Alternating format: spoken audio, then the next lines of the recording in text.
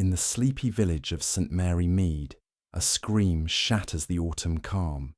Mrs. Eleanor Price lies dead in her garden, poisoned by cyanide in her evening tea. Miss Jane Marple, with her sharp eyes and quiet wisdom, unravels a web of secrets at Honeysuckle Cottage. A brooding artist, a lovesick niece, a secretive housekeeper, each hides a motive, but only one holds the key to murder. From a muddy footprint to a hidden note, Miss Marple follows the clues to a chilling truth, proving that in a village of whispers, no secret stays buried for long. Chapter 1. The Invitation to St. Mary Mead. The autumn sun cast a golden glow over St. Mary Mead, softening the edges of the thatched cottages and dappling the lanes with shadows of turning leaves. In her modest drawing room at Mead, Miss Jane Marple sat by the window, her nimble fingers guiding a pair of knitting needles through the delicate loops of a pale pink shawl. The rhythm of her work was as steady as her thoughts, which wandered from the village gossip to the curious letter that had arrived with the morning post. The letter, penned in a hurried yet elegant hand, came from Mrs. Eleanor Price, a widow of some means who had recently settled at Honeysuckle Cottage, a quaint but isolated property nestled beyond the vicarage. Miss Marple had known Mrs. Price years ago, when the latter was still Eleanor Grayson, a young woman of charm, but uncertain temperament. The letter invited Miss Marple for tea the following afternoon, its tone polite, yet laced with an urgency that piqued her interest. "I should value your advice on a matter of some delicacy," Mrs. Price had written, the words underlined with a faint tremor. "It is not a thing to be discussed lightly." Miss Marple's pale blue eyes, sharp behind their spectacles, lingered on the phrase. She sensed a thread of disquiet, the sort she had unravelled in St. Mary Mead before. The next day, clad in her best tweed skirt and a lavender cardigan, Miss Marple walked the short distance to Honeysuckle Cottage. The air was crisp, carrying the scent of wood smoke and damp earth. The cottage itself was a picture of rustic charm. Ivy clung to its stone walls, and late-blooming honeysuckle framed the gate. Yet there was something forlorn about the place, as if it held secrets it was loath to share. Mrs. Price greeted her at the door, her face pale and her smile strained. She was a woman in her mid-50s, her dark hair streaked with grey, her hands fidgeting with a lace handkerchief. "Thank you for coming, Jane," she said, ushering Miss Marple into a parlour adorned with chintz curtains and a crackling fire. "I scarcely know where to begin." "There is no hurry, Eleanor," Miss Marple replied, settling into a cushioned chair. Her voice was gentle, but her gaze was keen, taking in the room's details. A silver tea service gleaming on the sideboard, a half-finished embroidery on the table, and a faint smudge of paint on the door frame. As they sipped tea, Mrs. Price introduced the household. Her stepson, Gerald Price, a lanky man of 30 with a sullen expression, hovered at the edge of the conversation. An artist by trade, he lived in a converted attic studio, his clothes perpetually flecked with paint. Clara Grayson, Mrs. Price's niece, was a contrast in vitality. A young woman of 22 with bright eyes and a quick laugh, though today she seemed subdued. The housekeeper, Mrs. Finch, a wiry woman with a pinched face and watchful eyes, served the tea with a precision that bordered on mechanical. Miss Marple noted the dynamics: Gerald's brooding silence, Clara's forced cheer, and Mrs. Finch's habit of lingering just within earshot. When Clara and Gerald excused themselves, Mrs. Price leaned forward, her voice dropping to a whisper. "Jane, I fear someone in this house wishes me harm. I cannot say who, nor why, but there are signs. Things moved when I haven't touched them, whispers I cannot place. I feel watched, always." Her hands trembled, spilling a drop of tea onto her saucer. Miss Marple's needles paused, though her expression remained serene. "Have you spoken to anyone else of this, Eleanor? The police, perhaps?" "Oh, no," Mrs. Price's eyes widened. They would think me fanciful, or worse, mad. But you, Jane, you see things others miss. Will you help me? Of course, Miss Marple said softly, her mind already turning over the possibilities.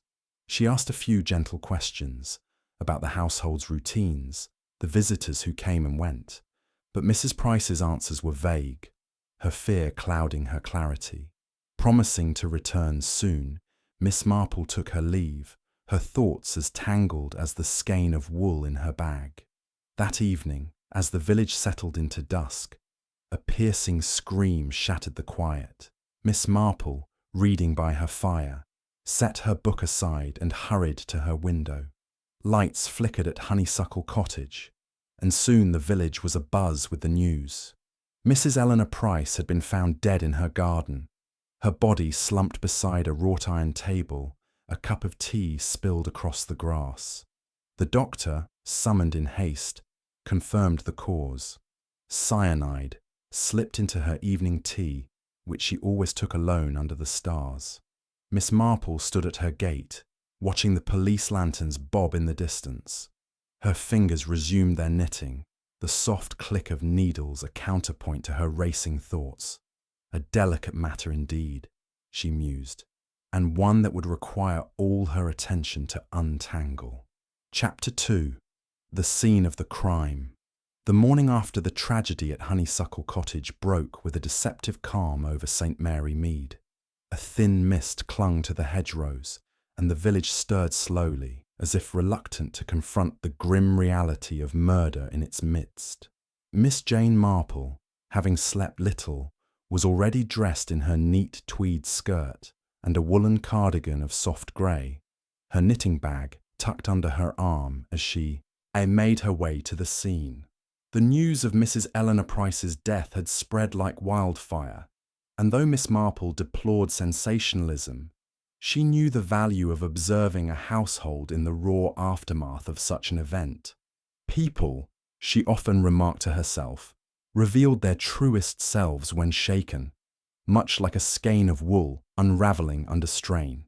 Honeysuckle Cottage stood at the end of a narrow lane, its stone walls half hidden by ivy, and its garden gate swinging slightly in the breeze.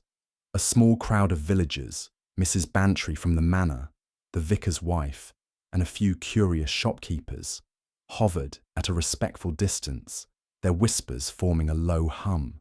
2 constables stood guard, their helmets gleaming faintly in the morning light. As Miss Marple approached, she was met by Inspector Craddock, a youngish man with a brisk manner and a reputation for efficiency.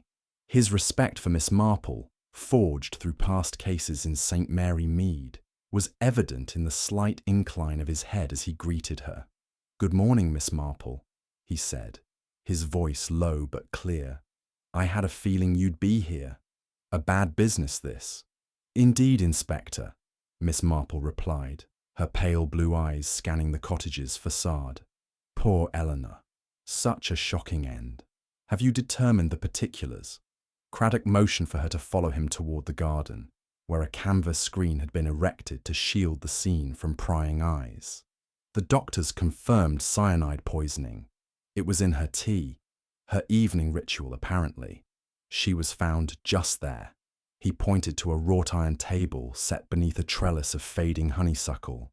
Slumped in her chair, the cup overturned. Death was near instantaneous.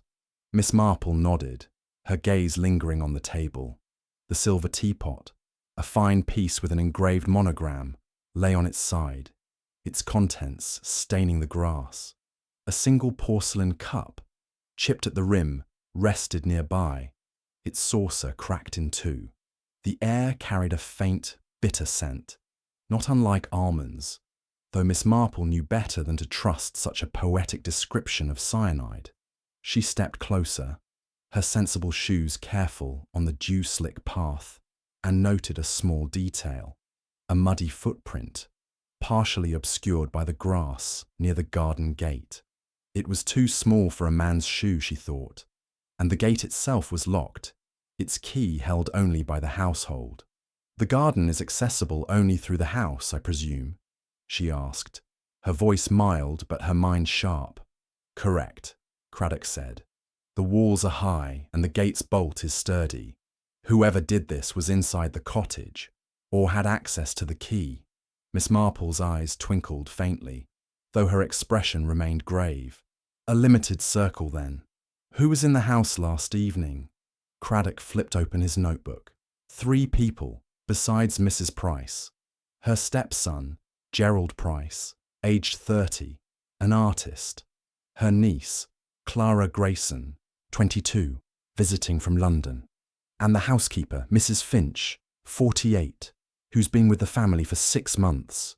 I've questioned them, but their stories are vague.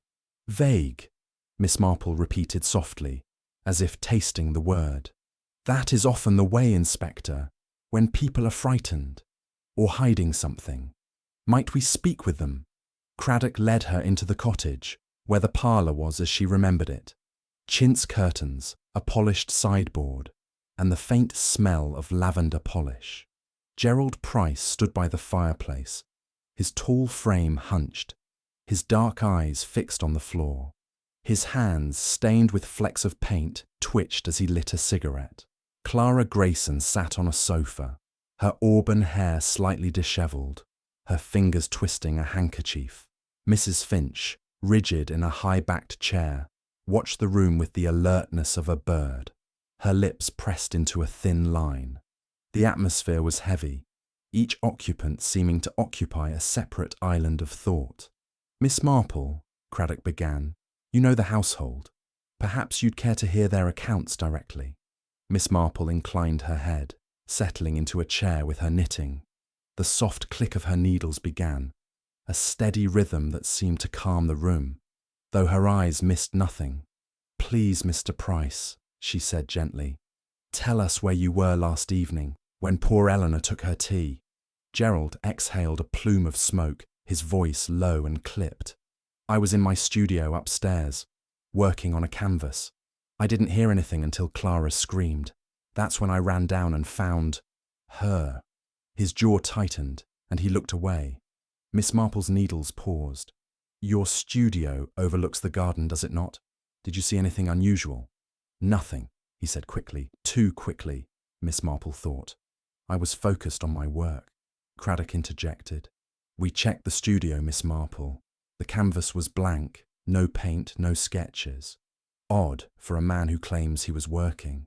Gerald's face flushed. "I was planning, thinking. An artist doesn't always paint." Miss Marple nodded, her expression unreadable, and turned to Clara. "And you, my dear, where were you?" Clara's eyes, red-rimmed, met hers briefly before darting away. "In my room, reading. I didn't come down until I heard Aunt Eleanor's cup fall. I thought she dropped it, but when I looked out," her voice broke, and she buried her face in her handkerchief. Miss Marple noted the book on the side table, a copy of Pride and Prejudice, its pages pristine, the bookmark still at the first chapter. "A fine novel," she remarked. "You must be a quick reader, Miss Grayson, to leave it so untouched." Clara flushed, stammering. I was distracted. I didn't read much." Mrs. Finch was next, her voice sharp and defensive. "I was in the kitchen cleaning. I always clean after supper. I didn't know anything was wrong until Miss Clara called me." Miss Marple's gaze settled on the housekeeper's hands, folded tightly in her lap. Her apron, hanging by the door, was spotless, its creases crisp. "You prepare Mrs. Price's tea each evening, I understand?" she asked. "Yes," Mrs. Finch replied, her eyes narrowing. "In her special pot. She liked it just so. Earl Grey, 1 sugar, no milk. I left it on the tray in the parlour, as always." "And you didn't go into the garden?" Craddock pressed. "No, sir," Mrs. Finch said firmly. "I stayed in the kitchen." Miss Marple's needles resumed their rhythm. "The tea tray," she said thoughtfully. "Was it left unattended at any point, Mrs. Finch?" The housekeeper hesitated, a flicker of unease crossing her face. "Only for a moment, while I fetched the kettle, but no one was about." Craddock made a note, his pencil scratching softly. Miss Marple, however, was watching the room's small details. A smudge of ash on Gerald's sleeve, a loose thread on Clara's dress, the way Mrs. Finch's fingers twitched when the tea tray was mentioned. She recalled a case from her youth, a poisoning in a grand house, where the murderer had relied on a servant's routine to slip arsenic into a decanter. Routine, she thought, was both a comfort and a vulnerability. "Inspector," she said quietly, "might we examine the garden again? The air is so fresh this morning, and I find it clears the mind." Craddock, accustomed to her methods, nodded. They stepped outside, where the mist had lifted, revealing the garden in sharp detail. The wrought iron table stood as before, the spilled tea now dried into the grass. Miss Marple knelt, her movements surprisingly spry for her age, and studied the muddy footprint by the gate. It was small, perhaps a woman's size, with a distinct tread, perhaps a boot, not a slipper. She straightened, her eyes following the path to the house, where a side door led to the kitchen. "The gate was locked," Craddock confirmed, testing the bolt. "Mrs. Finch says only she and Mrs. Price had keys. We found Mrs. Price's in her pocket." "And Mrs. Finch's key?" Miss Marple asked. "In the kitchen on a hook. She showed it to us." Miss Marple nodded, her mind turning over the possibilities. Cyanide, she knew, was not a common household item, though it could be found in certain pest controls or photographic chemicals. Gerald's studio might hold such substances, she thought, or perhaps the garden shed, which she now noticed was padlocked, its wood weathered but sturdy. She made a mental note to ask about it later. As they returned to the parlour, Miss Marple's attention was drawn to a small vase on the mantel, filled with fresh honeysuckle. Its scent was sweet, almost cloying, and she recalled Mrs. Price's fondness for the flowers that gave the cottage its name. Yet something about the vase nagged at her, a petal, perhaps, crushed on the floor nearby, as if someone had handled it carelessly. She filed the observation away, like a stitch held in reserve for the pattern's completion. Craddock, meanwhile, was outlining his next steps. "We'll search the house thoroughly. Studio, bedrooms, kitchen. The cyanide had to come from somewhere. And we'll check alibis. Someone's lying, Miss Marple, and I mean to find out who." "Of course, Inspector," she replied, her voice serene. "But lies, you know, are like shadows. They shift depending on where the light falls. We must look at the small things, the things people overlook." Craddock smiled faintly, knowing better than to dismiss her. "Any thoughts, Miss Marple? You've a knack for seeing what we miss." She hesitated, her needles clicking softly. "Only that this is a house of secrets, Inspector. Each person here has something they'd rather not share. Gerald's blank canvas, Clara's unread book, Mrs. Finch's spotless apron. These are not alibis, but questions. And that footprint, it troubles me. It suggests a presence we have not yet accounted for." Craddock nodded, his expression thoughtful. "We'll keep at it. Will you stay, Miss Marple?" "For a little while," she said, her eyes twinkling. "I find Honeysuckle Cottage most instructive."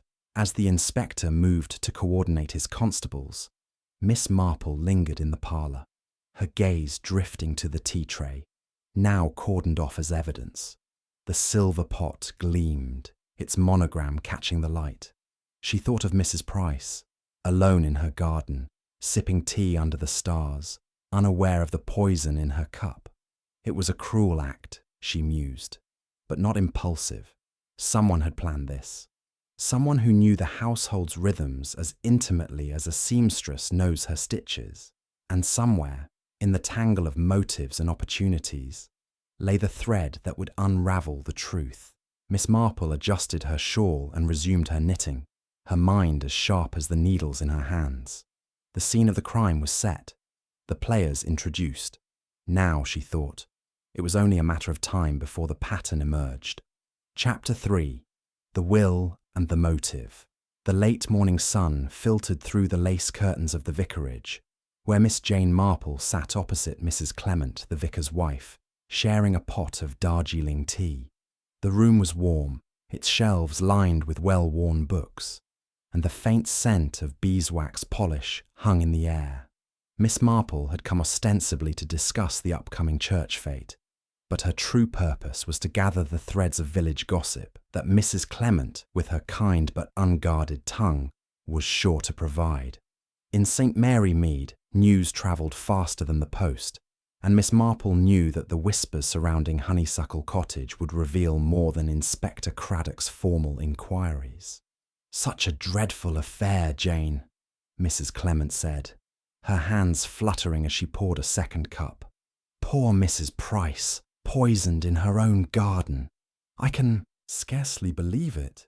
Who could do such a thing?" Miss Marple's needles clicked softly, her pale blue eyes fixed on the delicate pattern of her knitting. "It is shocking indeed," she replied, her voice gentle but precise. "But human nature, I find, is rarely as simple as we wish. Have you heard anything of the household, Mrs. Clement? People talk, you know, and one hears such curious things."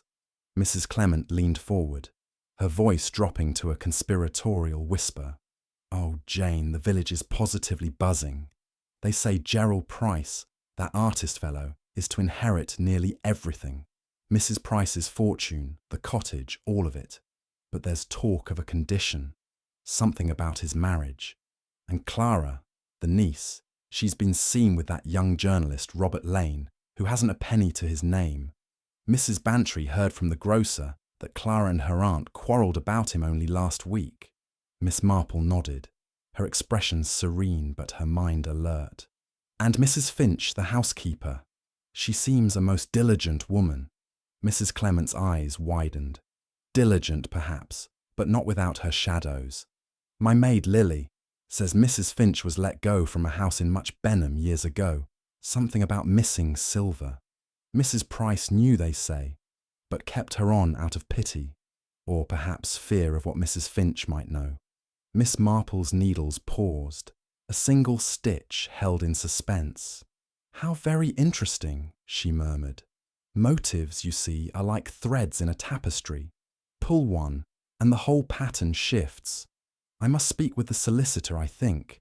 He may shed light on Mrs. Price's affairs." Leaving the vicarage, Miss Marple made her way to the office of Mr. Reginald Tate, the solicitor who handled Mrs. Price's estate. His office, a small, cluttered room above the village chemist, smelled of ink and old leather. Mr. Tate, a wiry man with spectacles perched on a sharp nose, greeted her with polite surprise. "Miss Marple, an honour. I suppose you're here about poor Mrs. Price?" "Indeed, Mr. Tate," she said, settling into a chair with her knitting bag. "I understand you managed her will. It would help, I think, to know how she disposed of her estate. Such matters often clarify other questions." Mr. Tate hesitated, then nodded, retrieving a file from his desk. "Mrs. Price's will is straightforward, though not without its complications. The bulk of her fortune, some £20,000, along with Honeysuckle Cottage, goes to her stepson, Gerald Price. Her niece, Clara Grayson, receives a modest bequest of £2,000, and Mrs. Finch, the housekeeper, is granted a pension of £50 a year for life. But," he paused, adjusting his spectacles, "there is a codicil. If Gerald marries before inheriting, the estate passes entirely to Clara." Miss Marple's eyes gleamed behind her spectacles. "A most significant condition. Was Gerald aware of this?" "I informed him myself 6 months ago, when Mrs. Price amended the will," Mr. Tate said. "He was displeased, said it was unfair to tie his future to such a clause." "And Clara? Did she know?" Mr. Tate frowned. "Mrs. Price insisted on discretion, but I suspect Clara overheard us discussing it. She was in the house that day, and young ladies, you know, have sharp ears." Miss Marple nodded, her needles resuming their steady rhythm. "And Mrs. Finch? Was she informed of her pension?" "Yes, though she seemed less grateful than one might expect," Mr. Tate said. She asked if it could be increased, but Mrs. Price refused. There was some tension, I believe. As Miss Marple left the solicitor's office, her mind wove together the threads of what she had learned. Gerald's inheritance, contingent on his remaining unmarried, suggested a motive if he wished to wed. Clara's modest bequest and the possibility of gaining the entire estate gave her a reason to wish her aunt gone. And Mrs. Finch, with her precarious position and a past shadowed by theft, might fear exposure or dismissal. Each had a reason to resent Mrs. Price, but which had acted on it. Returning to Honeysuckle Cottage, Miss Marple found Inspector Craddock in the parlour, his notebook open and his expression weary. "Any progress, Miss Marple?" he asked, offering her a chair. "A little, Inspector," she replied, settling down with her knitting. "I have been speaking with Mr. Tate about the will. It seems to offer several motives, though none yet point directly to the deed." Craddock summarised his findings. "We've searched the house. No cyanide in the studio, though Gerald has photographic chemicals that could be suspect. Clara's room had nothing unusual, just letters from that Robert Lane fellow. Mrs. Finch's kitchen is spotless, too spotless, if you ask me. We're still tracing the cyanide source. It's not a common household item." Miss Marple's needles clicked softly. "The cyanide, Inspector, is a puzzle, but not insoluble. I recall a case in St. Mary Mead years ago, where a gardener used it for wasps' nests. Perhaps the shed in the garden might yield something." Craddock sent a constable to check, and Miss Marple turned her attention to the household, who were gathered in the dining room for questioning. Gerald stood by the window, his face pale, a cigarette burning untouched in his hand. Clara sat at the table, her eyes darting nervously, while Mrs. Finch polished a candlestick with unnecessary vigour. "Mr. Price," Miss Marple began, her voice mild, "I understand you plan to marry Mrs. Lydia Harper, the widow from the village. Is that correct?" Gerald started, his cigarette dropping ash onto the rug. "Who told you that? It's not public knowledge. Villages, you know, are rarely discreet," Miss Marple said, her eyes twinkling. "Mrs. Harper is a charming woman, I'm sure. But your stepmother's did it complicate your plans?" Gerald's jaw tightened. "She wanted to control me, even from the grave, but I didn't kill her, if that's what you're thinking." Miss Marple turned to Clara. "And you, Miss Grayson. I hear you and your aunt disagreed about Mr. Lane. Was it a serious quarrel?" Clara flushed, her hands twisting together. She thought Robert wasn't good enough, said he was after her money. But I loved her. She was like a mother to me. I'd never harm her. Mrs. Finch, still polishing, spoke without being asked. "I don't know about motives, Miss Marple, but I know my place. I served Mrs. Price faithfully, whatever anyone says." Miss Marple nodded, noting the housekeeper's defensive tone. She recalled Mrs. Clement's mention of Mrs. Finch's past, dismissed for theft, kept on by Mrs. Price's charity, or perhaps her fear. A woman in such a position, she thought, might act out of desperation to protect her livelihood. The constable returned, reporting that the garden shed contained a small vial of cyanide, labelled for pest control, but its seal was intact. "No one's touched it in months," he said. "Dust all over the bottle." Craddock frowned. "Then where did the poison come from? Someone brought it into the house." Miss Marple's needles paused. "Or perhaps it was already here, Inspector, in a form we haven't considered." Mrs. Price took a tonic for her nerves. Did she not? Prescribed by Dr. Haydock? "Yes," Craddock said, making a note. "We'll check with the chemist, Mr. Gibbs. A mix-up there could explain it." As the questioning continued, Miss Marple slipped into the garden, her eyes drawn to the wrought-iron table where Mrs. Price had died. The spilled tea had left a dark stain, and nearby a single honeysuckle petal lay crushed, its edges curling. She bent to examine it, her fingers brushing the grass. The footprint by the gate, small and distinct, nagged at her. It was not Gerald's, nor Clara's, nor Mrs. Finch's, she thought, for their shoes were of a different style.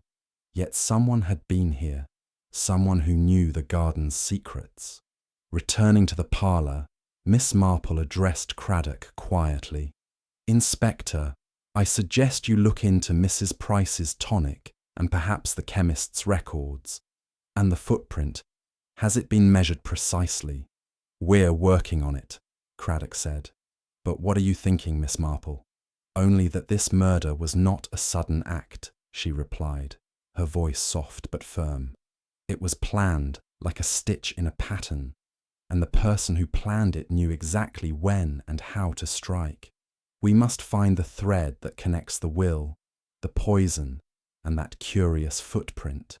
As she left Honeysuckle Cottage, Miss Marple's mind was a tapestry of possibilities, each motive a thread waiting to be woven into the truth. The village of St. Mary Mead, with its quiet lanes and watchful eyes, held the answers. She was certain of it. Chapter 4. A Study in Character. The afternoon sun cast long shadows across the cobbled lanes of St. Mary Mead, and Miss Jane Marple, her knitting bag slung over her arm, walked with measured steps toward Honeysuckle Cottage. The village was abuzz with speculation about Mrs. Eleanor Price's murder, but Miss Marple paid little heed to the murmurs of the butcher or the postmistress. She had learned, over many years, that the truth lay not in the clamour of gossip, but in the quiet details of human behaviour, details that revealed themselves in a glance, a gesture, or a misplaced word. Her visit today, under the guise of offering condolences, was an opportunity to observe the inhabitants of the cottage in their unguarded moments. The cottage appeared serene, its ivy-clad walls glowing warmly in the sunlight, but an air of tension hung about it, as palpable as the scent of the honeysuckle that clung to the trellis. Clara Grayson answered the door, her auburn hair neatly pinned, but her eyes shadowed with fatigue. "Miss Marple," she said, managing a wan smile, "how kind of you to call. Please, come in." The parlour was much as Miss Marple remembered, though the silver tea tray had been removed, no doubt taken by Inspector Craddock for examination. Gerald Price stood by the window, his tall frame silhouetted against the light, his fingers drumming restlessly on the sill. Mrs. Finch emerged from the kitchen, her movements brisk but her face drawn, as if sleep had eluded her. The room felt like a stage, Miss Marple thought, with each player performing a role they had not fully rehearsed. "I thought it only proper to offer my sympathies," Miss Marple said, settling into a chair and drawing out her knitting. The soft click of her needles filled the silence, a soothing counterpoint to the strained atmosphere. "Such a terrible loss, and so sudden. You must all be quite shaken." Clara nodded, sinking onto the sofa. "It's dreadful, Miss Marple.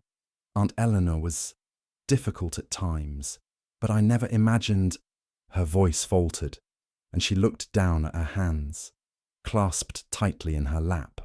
Gerald turned from the window, his expression guarded.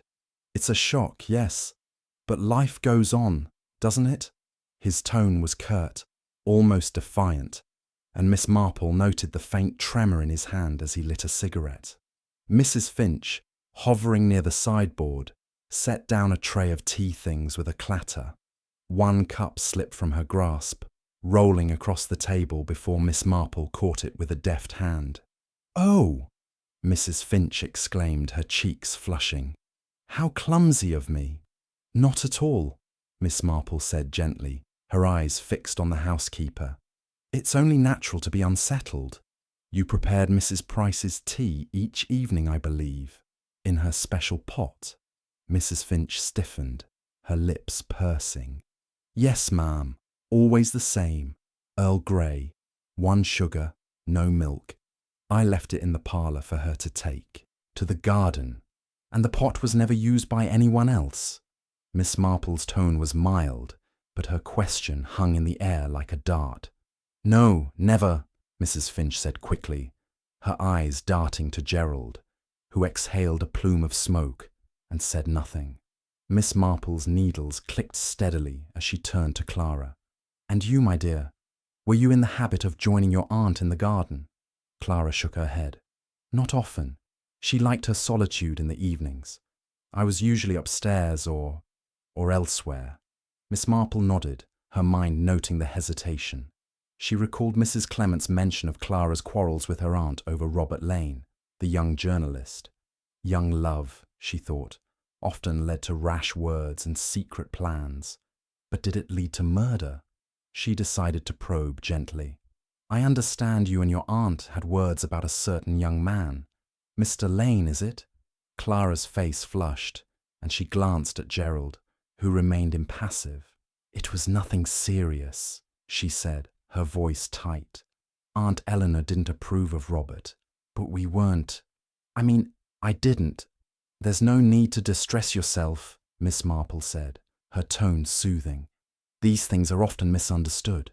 Families, you know, can be so protective." Gerald snorted softly, flicking ash into a tray. Protective. She was controlling, that's what. Always meddling in our lives. Miss Marple's eyes twinkled behind her spectacles. "And yet, Mr. Price, you stayed on at the cottage. The artist's life, I suppose, requires a certain stability." Gerald's jaw tightened, but he said nothing, turning back to the window. Miss Marple's attention shifted to Mrs. Finch, who was now arranging biscuits on a plate with excessive care. "Mrs. Finch," she said, "you must know the household's routines better than anyone. Did Mrs. Price ever mention feeling unwell before that evening?" The housekeeper's hands froze, and for a moment Miss Marple thought she detected a flicker of fear in her eyes. "She was nervy," Mrs. Finch said at last. "Took a tonic from Dr. Haydock, dispensed by Mr. Gibbs at the chemist. Said it helped her sleep."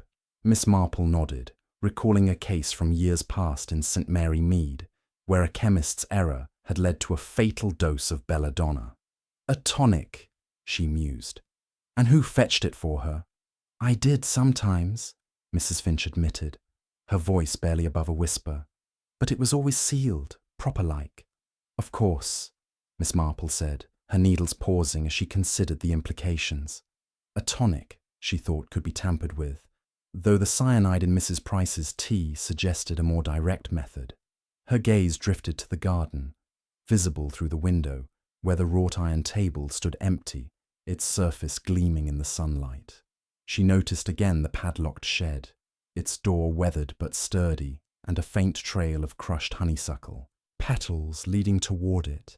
The shed, she thought, might hold answers, but its lock suggested secrets kept deliberately out of reach. "Miss Marple," Clara said suddenly, breaking the silence, Do you think whoever did this will try again?" The question hung in the air, and Miss Marple saw Gerald's shoulders tense, while Mrs. Finch's hands trembled slightly as she set down the biscuit plate. "I think," Miss Marple said carefully, "that we must be very observant, my dear. People often betray themselves in small ways, if one knows where to look." Leaving the cottage, Miss Marple walked slowly down the lane, her mind weaving together the morning's observations. Gerald's defensiveness, Clara's evasions, Mrs. Finch's unease. They were like stitches in a pattern, each revealing a little more of the whole. She thought of the shed, the tonic, and the footprint by the gate, which still puzzled her. It was too small for Gerald's heavy boots or Robert Lane's polished shoes, but perhaps not for a woman's foot, or a man's, with unusually small feet, she amended, recalling a case in Chipping Cleghorn, where a murderer had worn borrowed shoes to mislead the police. At the post office, Miss Marple paused to exchange pleasantries with Miss Weatherby, whose sharp tongue was a fountain of village lore. "That Mrs. Harper," Miss Weatherby said, unprompted. "The widow Gerald Price's sweet-on. She's been seen at the cottage more than once, you know. Bold as brass, and Mrs. Price didn't like it one bit." Miss Marple nodded, filing the information away. Mrs. Lydia Harper, she knew, was a woman of striking beauty but questionable reputation, widowed young and rumoured to be in debt. If Gerald planned to marry her, the codicil in Mrs. Price's will would cost him the estate. A powerful motive, though his absence from the garden that night complicated matters. She resolved to visit Mrs. Harper soon, to gauge her character. Back at Mead, Miss Marple sat by her fire, her knitting in her lap, and considered the household at Honeysuckle Cottage. Gerald's brooding ambition, Clara's secretive romance, Mrs. Finch's shadowed past. Each was a thread, but the pattern remained elusive. The shed, she thought, was a key, locked away like the truth itself. And the tonic. Could it be a red herring? Or was it the means by which the cyanide had entered the house? She rang Inspector Craddock that evening, her voice calm but firm. "Inspector, I wonder if you might look into Mrs. Price's tonic, where it was kept, who handled it, and the shed in the garden. Has its key been found?"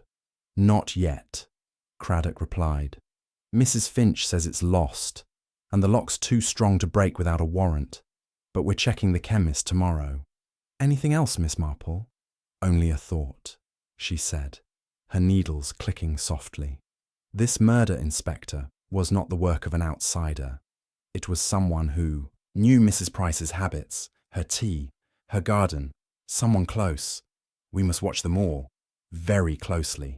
As she hung up, Miss Marple gazed into the fire, her mind tracing the outlines of a pattern not yet complete. The truth, she knew, was there, hidden in the small things, the crushed petal, the missing key, the nervous glance. It was only a matter of time before she found the stitch that would unravel it all. Chapter 5. The Hidden Clue. The morning mist had burned away, leaving St. Mary Mead bathed in the crisp clarity of an autumn day. Miss Jane Marple, her knitting bag tucked under her arm, walked the familiar lanes with a purposeful air, her thoughts as precise as the stitches she worked on her pale pink shawl. The murder of Mrs. Eleanor Price had stirred the village into a quiet frenzy, but Miss Marple's mind was focused on the small, overlooked details that so often held the key to truth. Her destination was the chemist's shop, where Mr. Gibbs, a man known for his meticulous records and nervous disposition, might shed light on the mysterious tonic prescribed to Mrs. Price. The shop, a narrow establishment wedged between the bakery and the post office, smelled of lavender water and carbolic soap. Mr. Gibbs, a balding man with a habit of adjusting his spectacles, greeted Miss Marple with a flustered nod. "Miss Marple, what a surprise. I suppose you're here about poor Mrs. Price. Terrible business, terrible." "Indeed, Mr. Gibbs," Miss Marple said, her voice gentle but her eyes sharp behind her spectacles. "I understand Mrs. Price took a tonic for her nerves, dispensed by you. Could you tell me about it?" Mr. Gibbs fidgeted, wiping his hands on his apron. Yes, prescribed by Dr. Haydock. A simple sedative, valerian and a touch of bromide, quite harmless. I prepared it myself, as always. But," he hesitated, his face paling. "There was a mix-up, I'm afraid. A bottle was mislabeled last week. Not Mrs. Price's, mind you. I checked, but it caused a stir, and I've been ever so careful since." Miss Marple's needles, resting in her lap, paused. "A mix-up?" she asked, her tone mild but probing. "What sort of mix-up, Mr. Gibbs?" He swallowed, his spectacles slipping down his nose. "A customer got the wrong bottle.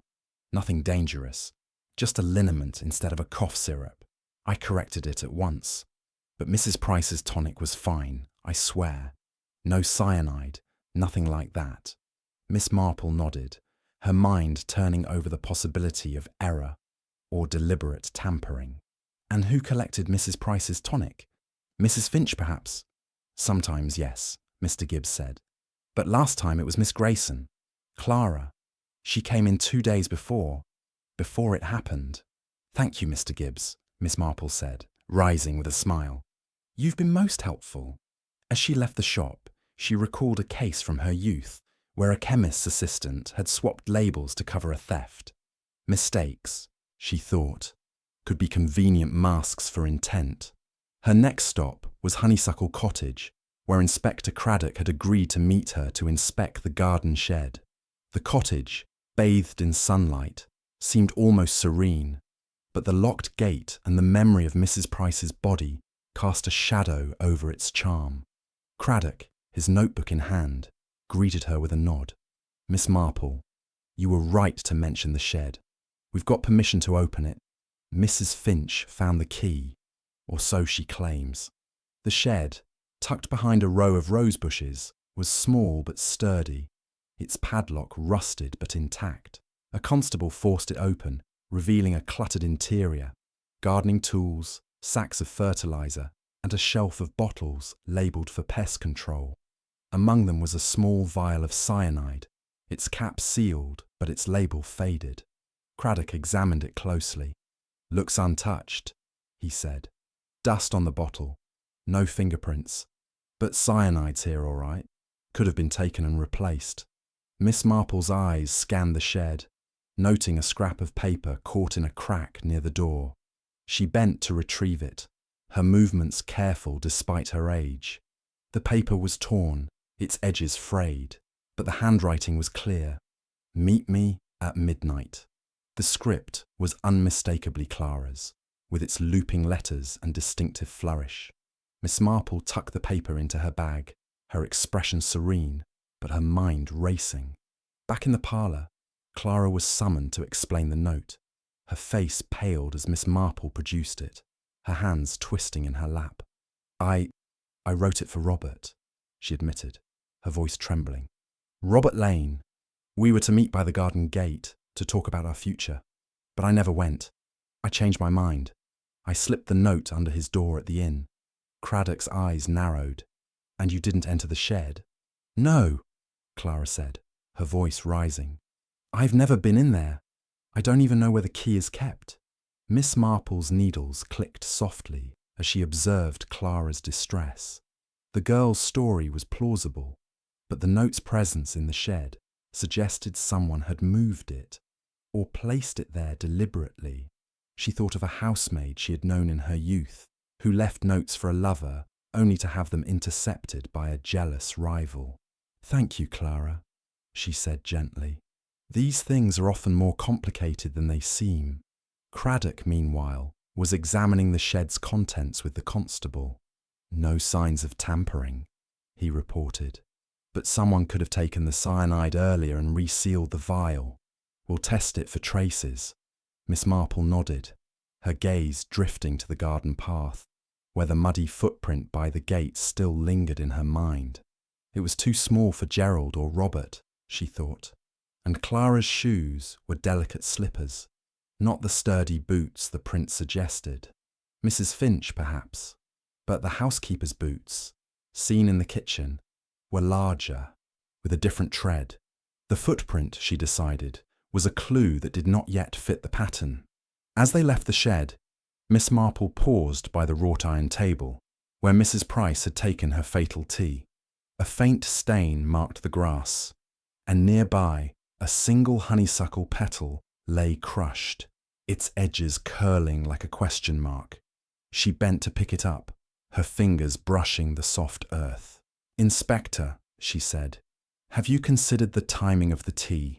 Mrs. Finch prepared it, but who carried it to the garden?" "Mrs. Price herself," Craddock said. "Mrs. Finch says she left the tray in the parlour, and Mrs. Price always took it outside herself." Miss Marple's eyes twinkled. "And yet the tray was found here, with the pot overturned. Curious, don't you think, that a woman so particular about her tea would spill it so carelessly?" Craddock frowned, making a note. "You think someone moved it after she died?" "Perhaps," Miss Marple said, her voice soft but firm. "Or perhaps someone was here, in the garden, when she drank it. Someone who knew her habits, and knew the tea would mask the poison's taste." Back at Danemead that evening, Miss Marple sat by her fire, her knitting in her lap, the scrap of paper from the shed resting on the table beside her. She thought of Clara's note, the cyanide vial, and the elusive footprint. Each was a thread, but the pattern remained incomplete. The tonic, she mused, was another possibility. Had Clara, fetching it from the chemist, had the opportunity to tamper with it? Or was Mrs. Finch, with her access to the kitchen, the more likely culprit? And what of Gerald, whose blank canvas suggested he was hiding more than his art?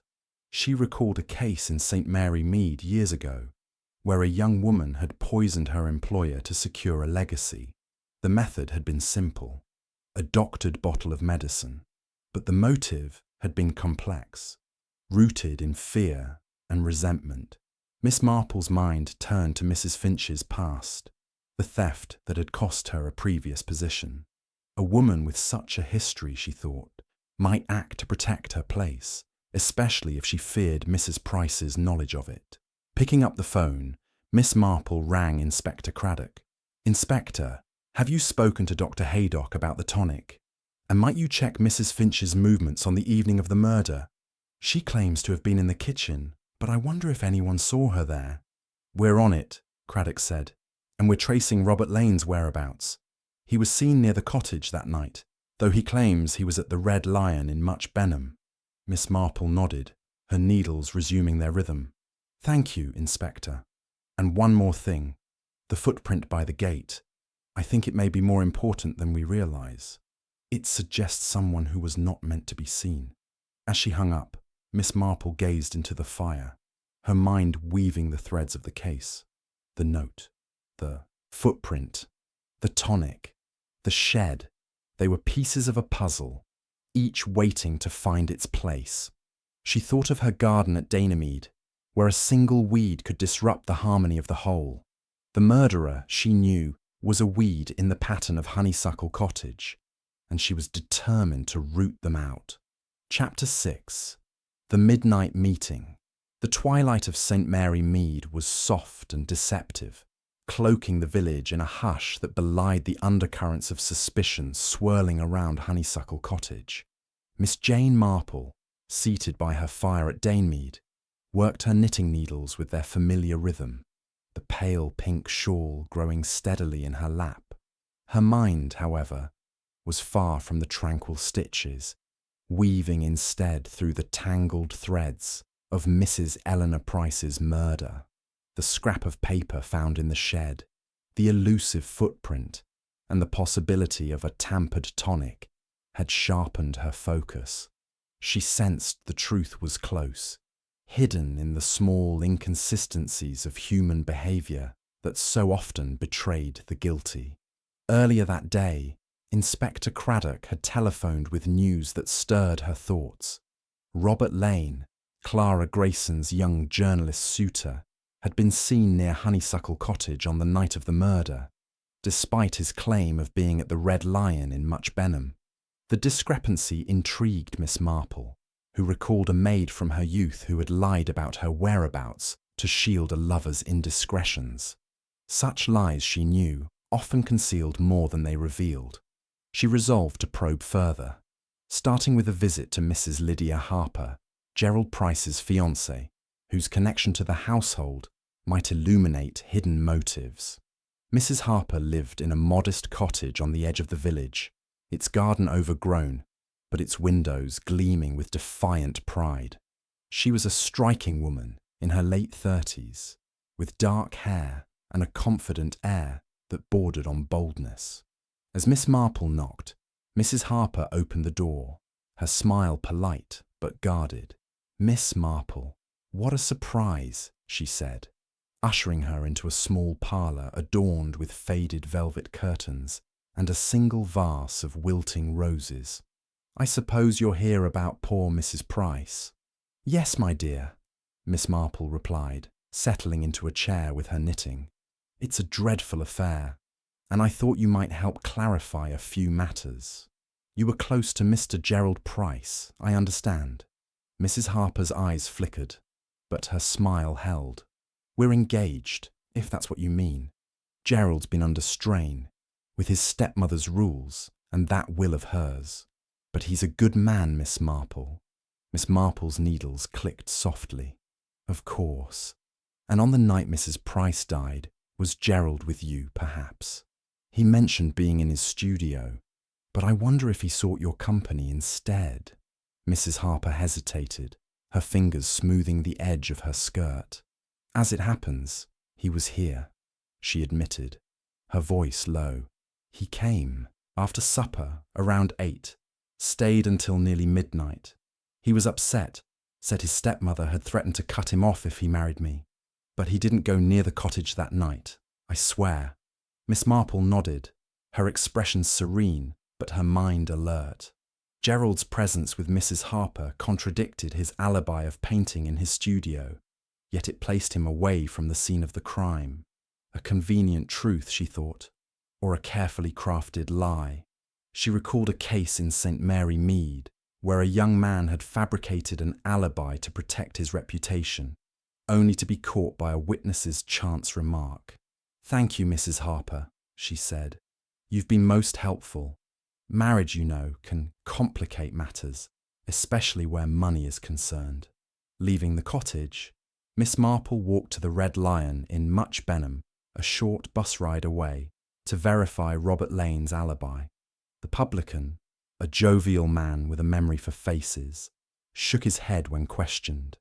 "Lane was here all right, but not till late. Past 10, I'd say. Ordered a pint and left quick. Seemed in a hurry." Miss Marple thanked him, her mind turning over the timeline. If Robert was near Honeysuckle Cottage earlier, as a villager had reported, he could have been there when Mrs. Price took her fatal tea. Clara's note, "Meet me at midnight," suggested a rendezvous that never happened, or perhaps one that did, with consequences she had not foreseen. Back in St. Mary Mead, Miss Marple called on Inspector Craddock at the police station, where he was sifting through reports. "Any news on the tonic, Inspector?" she asked, settling into a chair with her knitting. Craddock rubbed his temples. "Dr. Haydock confirms it was a standard sedative, no cyanide. Mr. Gibbs swears the bottle was sealed when Clara collected it. But we found something else. Mrs. Finch admitted to overhearing Clara and Robert arguing about money the day before the murder. Said it was heated, with Clara in tears." Miss Marple's needles paused. "Money," she murmured. "Always a dangerous topic. And Mrs. Finch, where was she during this argument?" "In the kitchen, she claims," Craddock said. "But no one can confirm it. Her alibi's as shaky as Gerald's was before Mrs. Harper spoke up." Miss Marple's eyes twinkled behind her spectacles. "Mrs. Finch is an observant woman, Inspector. Perhaps too observant. I wonder if you might search her room, not for cyanide, but for something personal. A letter, perhaps, or a keepsake that might reveal her thoughts." Craddock raised an eyebrow but nodded. "I'll get a warrant. Anything else, Miss Marple?" "Only a small thing," she said, her voice soft but firm. "That footprint by the gate, it's been troubling me. It doesn't match any of the household's shoes, does it?" "Not yet," Craddock admitted. "We're casting moulds, but it's small. Smaller than Mrs. Finch's boots, certainly. Could be an outsider, though the locked gate makes that tricky." Miss Marple nodded, her mind returning to the footprint. It was too small for Gerald or Robert, and Clara's slippers were too delicate. Mrs. Finch's boots, seen in the kitchen, were sturdy but larger. She thought of a case in Chipping Cleghorn, where a murderer had worn stolen shoes to mislead the police. Could someone have done the same here, to cast suspicion elsewhere? That evening, Miss Marple sat by her fire, the scrap of Clara's note on the table beside her. She thought of Robert Lane, whose alibi was crumbling, and Mrs. Finch, whose sharp eyes missed nothing yet revealed little.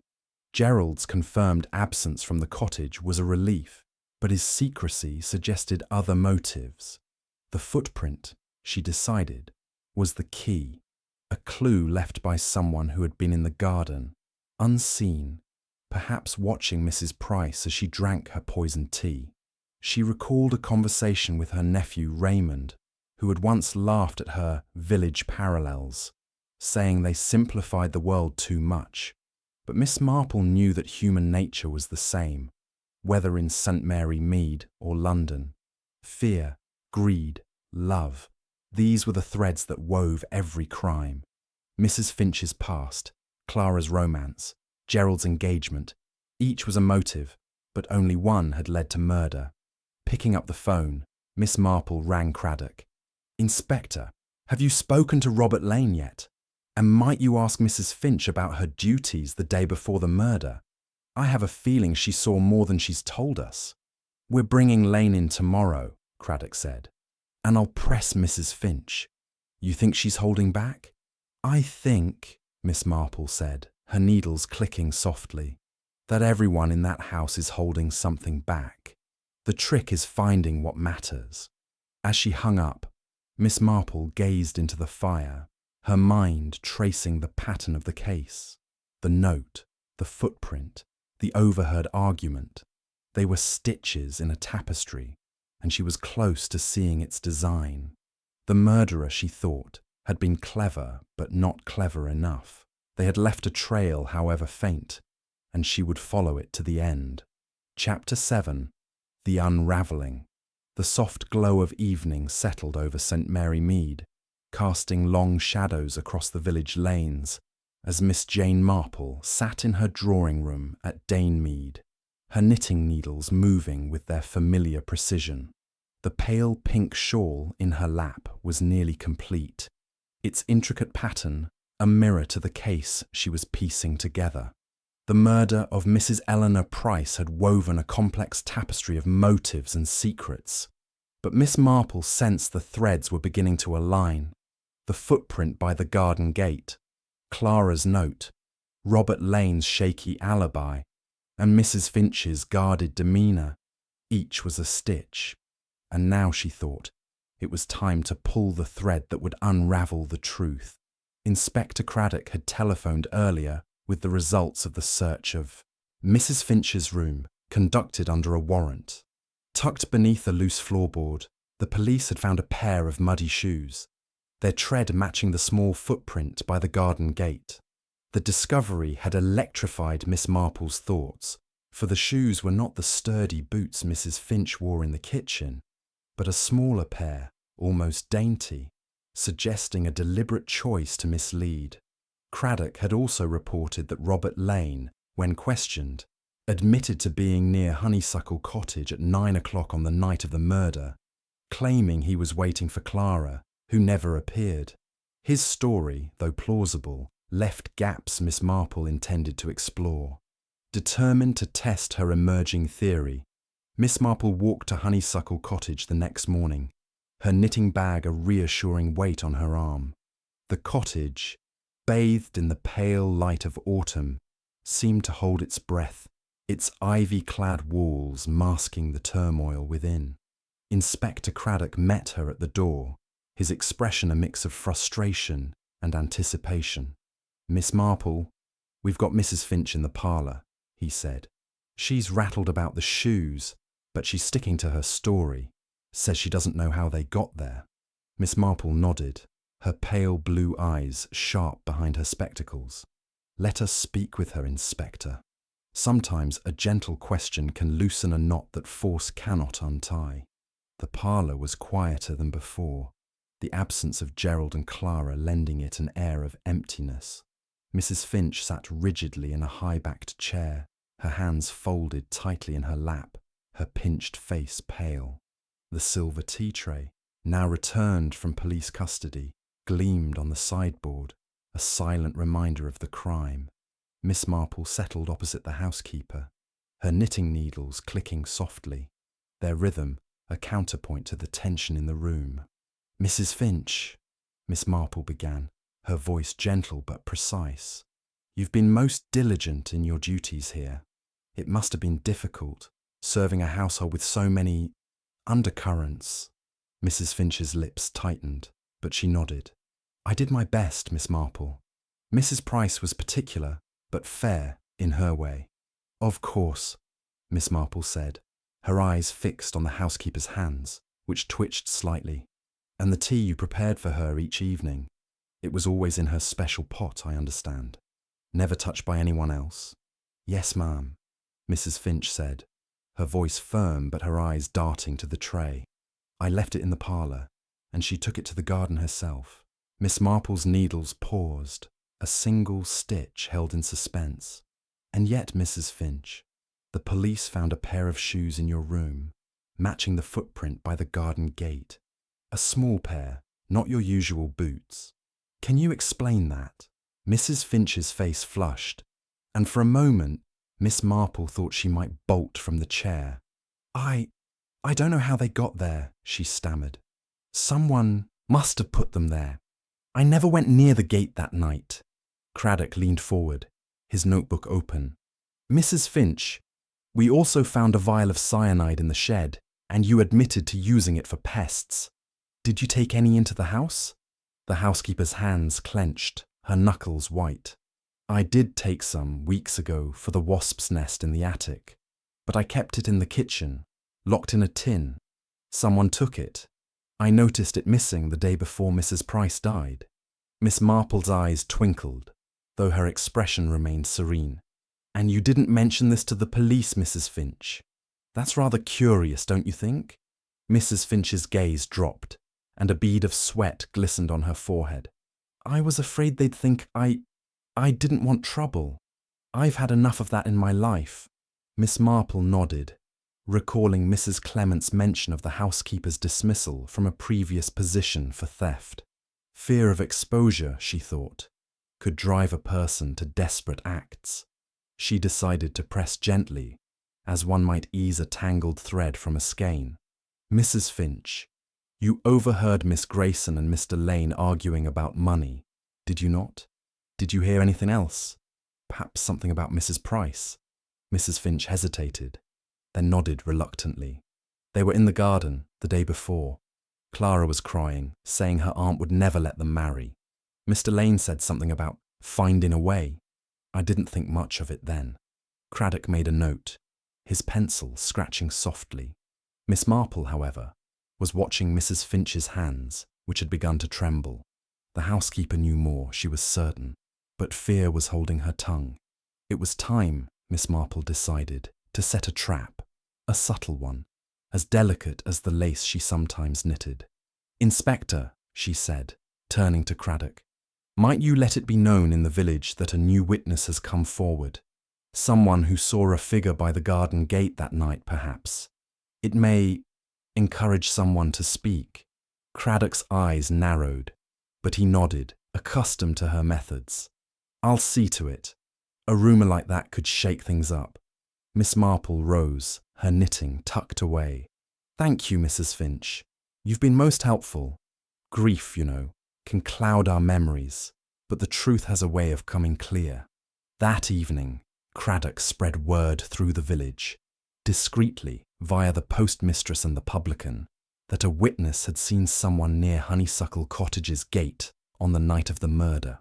By nightfall, the news had reached the cottage, and Miss Marple, sitting by her fire, waited for the inevitable reaction. She recalled a case in St. Mary Mead years ago, where a murderer, panicked by a rumoured witness, had betrayed themselves by fleeing.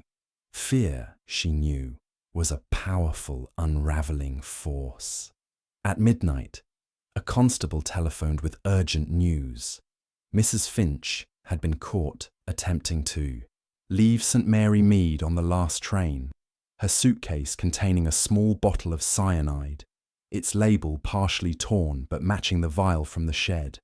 Miss Marple, summoned to the police station, found Mrs. Finch in a holding room, her face ashen, her hands wringing a tattered handkerchief. Craddock stood by, his expression grim. She broke down when we stopped her, he said. Admitted to poisoning Mrs. Price's tea. Says she did it to secure her pension. Feared Mrs. Price was about to dismiss her over that old theft business. Miss Marple sat opposite Mrs. Finch, her knitting untouched, her voice gentle but unwavering. Mrs. Finch, why did you do it? Surely there was another way. The housekeeper's eyes filled with tears, her voice barely a whisper. She knew about Much Benham, the silver I took. Said she'd let me stay, but I could see it in her eyes. She'd turn me out soon enough. I couldn't go back to nothing, Miss Marple. The pension was all I had. I took the cyanide from the shed, just a pinch, and put it in her tea. I thought no one would know. And the shoes? Miss Marple asked, her tone soft but probing. "You wore them to make the footprint, didn't you? To suggest someone else was there?" Mrs. Finch nodded, her shoulders slumping. "They were Clara's old pair from the attic. I thought it'd point to her, or maybe Mr. Lane. I didn't mean for anyone else to suffer." Miss Marple's eyes softened, though her mind was clear. "You knew her habits, Mrs. Finch. The tea, the garden, the locked gate. It was cleverly done. But the small things betrayed you. The shoes, the cyanide, your own fear." Craddock stepped forward, his voice firm. "Mrs. Finch, you'll come with us. We'll need a full statement."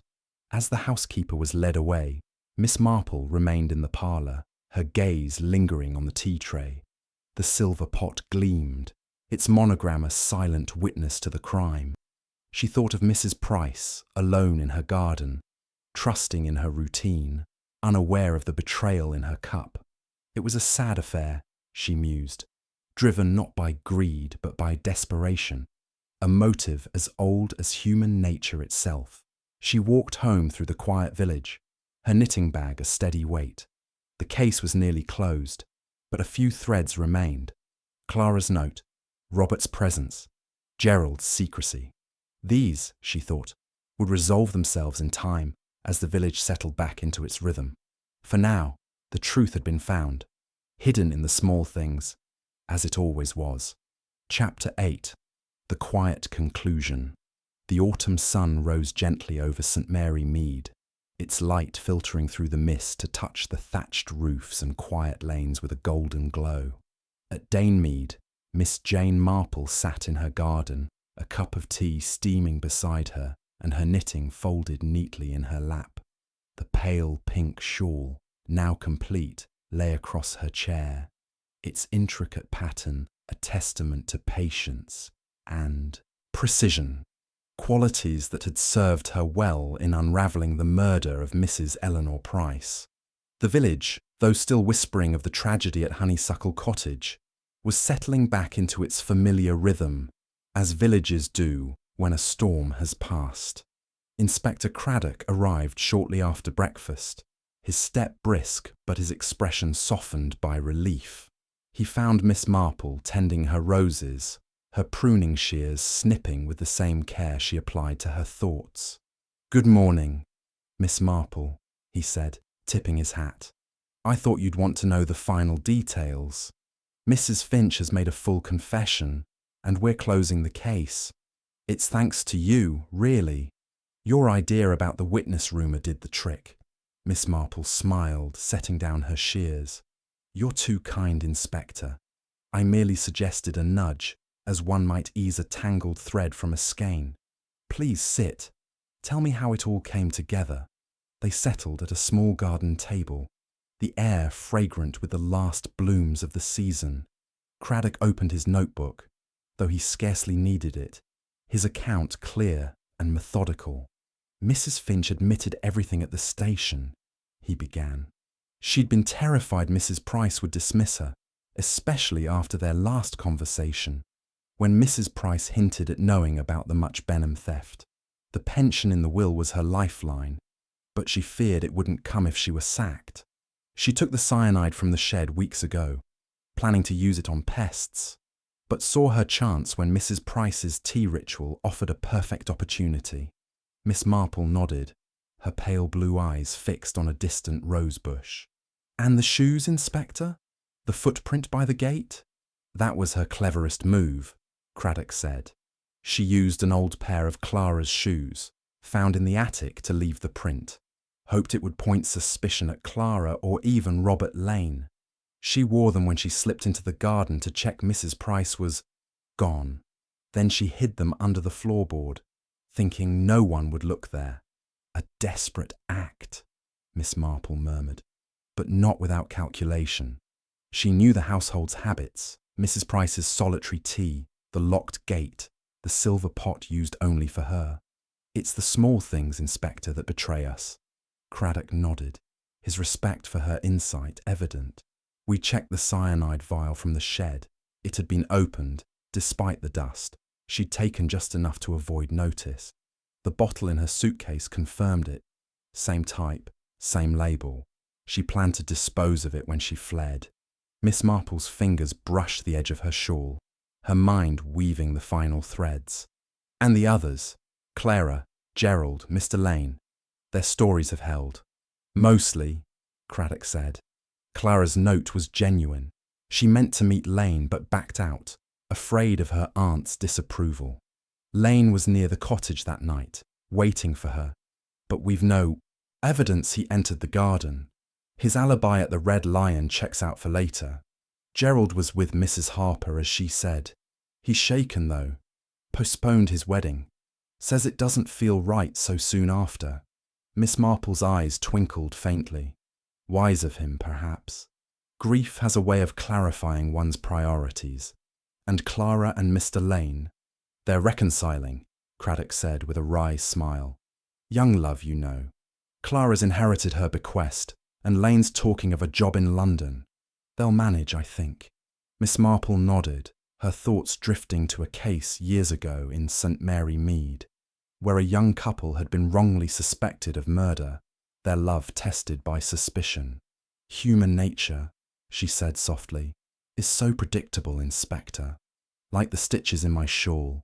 Each loop connects, each flaw reveals. Mrs. Finch's fear drove her to a terrible act, but it was her own habits, the shoes, the cyanide, her nervous glances, that gave her away. Craddock closed his notebook, his expression thoughtful. You saw it before we did, Miss Marple. The footprint, the tea tray, the way she reacted to your questions. I'd have missed half of it without you. Miss Marple shook her head, her smile modest. Nonsense, Inspector. You'd have found the truth in time. I only listen to the little things, you see, the things people overlook. A footprint too small, a cup dropped too quickly, a petal crushed where it shouldn't be. They tell the whole story, if one pays attention. Craddock rose, tipping his hat again. Well, St. Mary Mead's quieter for it. I'll let you get back to your roses. Until the next mystery, Miss Marple. She watched him go, her pruning shears back in hand, snipping a wilted bloom with care. The village was indeed quieter, the shadow of Honeysuckle Cottage lifting as Mrs. Finch's confession spread. Clara would find her way, Miss Marple thought, and Gerald perhaps would learn from his stepmother's loss. The tonic, the note, the shed secrets, all had played their part, but it was the human heart, with its fears and frailties, that had woven the crime. As the sun climbed higher, Miss Marple folded her shawl and carried it inside, placing it on the parlour table beside her knitting basket. The case was closed, the pattern complete, but she knew St. Mary Mead would have other mysteries, other threads to unravel. For now, she would tend her garden and sip her tea, content in the knowledge that truth, like a well-stitched shawl, always found its shape in the end.